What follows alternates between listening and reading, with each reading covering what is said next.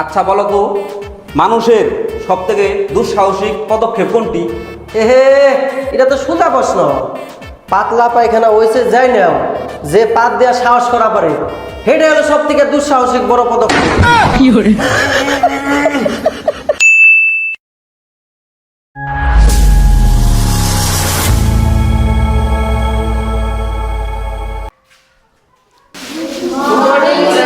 Morning. বসো বসো বসো। আচ্ছা, এখন রোল কল করবো, সবাই একটু শান্ত হয়ে বসবা। হ্যাঁ,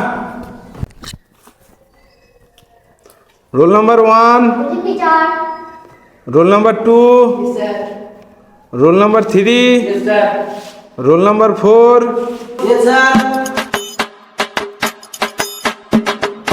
সবাই যার যার খাতা কলম বের করো। কালকে যে পড়াটা দিয়েছিলাম ওটা লেখো, কেউ কারোরটা কিন্তু দেখবা না। হ্যাঁ,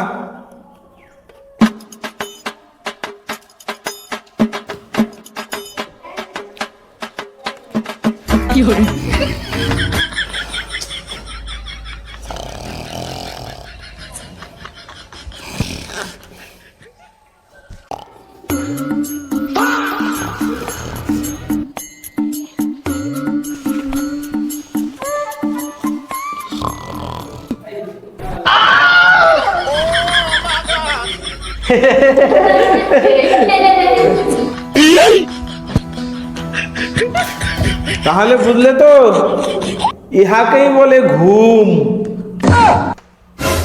আচ্ছা, আপনি আসুন আসুন।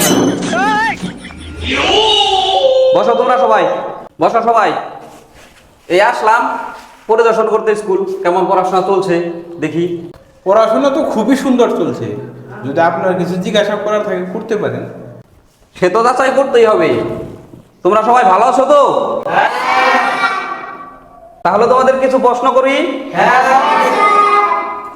তুমি বলো তো, 3টি উপসর্গ প্রাণীর নাম বলো। বাহ, খুব সুন্দর। আর 2টা বলো। ব্যাঙের মা, ব্যাঙের বাবা।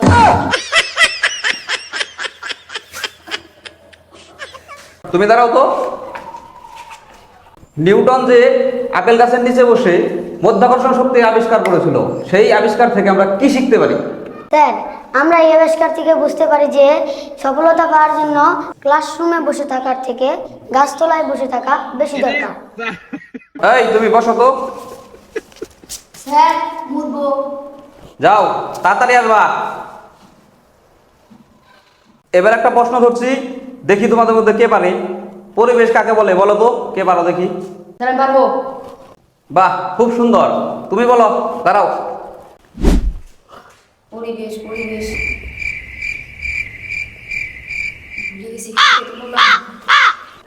স্যার, লাস্টের দিক কেমন আছে বলবো? লাস্টের টুকুই বলো তুমি।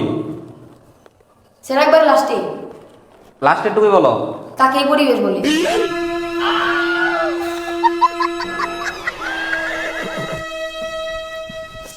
স্যার, মুখতে যাবো। এই, তোমাদের মুখ দিয়ে কি প্রস্রাব বেরোয় না? না স্যার, আপনার বেরোয়। এই, যাও যাও যাও তো। এই আপনার সুন্দর পড়াশোনার নমুনা। স্যার, এগুলো সিলেবাসের বাইরে স্যার। আপনার সিলেবাসে কোন প্রশ্ন আছে ওই প্রশ্নগুলো ধরেন। মোহনজিৎ, তুমি দাঁড়াও তো। বলো তো, পৃথিবীর আকৃতি কেমন?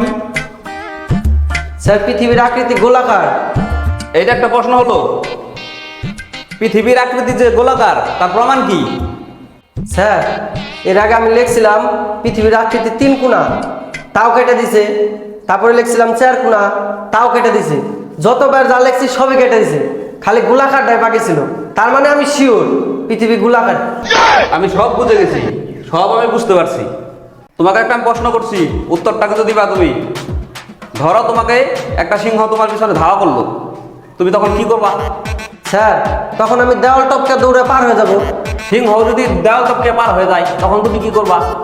স্যার, তখন আমি দৌড়ে তাড়াতাড়ি গাছে উঠে পড়ব। সিংহ যদি গাছে উঠে, তখন তুমি কি করবা? সিংহ যদি আমার নাগে নাগে গাছে উঠে, আমি গাছ থেকে লাফ দিয়ে তাড়াতাড়ি নদীতে ঝাঁপ দিয়ে সাঁতার কেটে নদী পার হয়ে যাবো। সিংহ যদি সাঁতার কাটতে কাটতে নদী পার হয়ে যায়, তখন তুমি কি করবা? স্যার, আপনি তো দেখি সিংহ দিয়ে আমার খাওয়াই ছাড়বেন।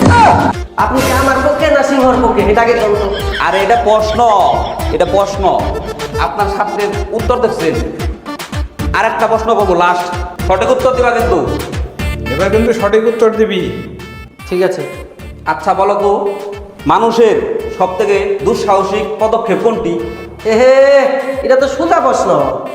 পাতলা পায়খানা হয়েছে যাই না, যে পাত দেওয়া সাহস করা পারে সেটাই হলো সব থেকে দুঃসাহসিক বড় পদক্ষেপ। তাহলে ইহাকেই বলে ঘুম। আপনার ব্যবস্থা হচ্ছে। স্যার এরকম করেন না স্যার, এরকম করেন না স্যার।